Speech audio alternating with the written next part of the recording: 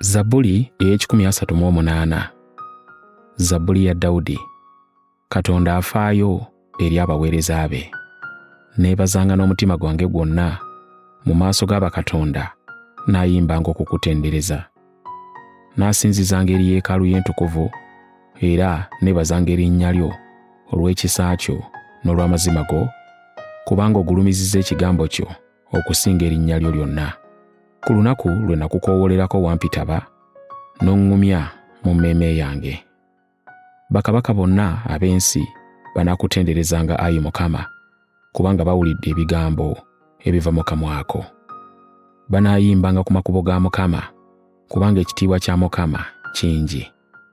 Kuba Mukama newaakubadde nga ye mukulu, naye afaayo eri abo abeetoowaza, naye ab'amalala ababeera wala. Newaakubadde nga neetoolodde ebizibu, naye gwe okuuma obulamu bwange, ogolola omukono gwo ku busungu bw'abalabe bange, n'omukono gwo ogwa ddyo ondokola. Mukama alituukiriza ebyo byanteekeddeteekedde. Okwagala kwo, Ayi Mukama, kubeerera emirembe gyonna. Toleka mirimu gya mikono gyo ggwe.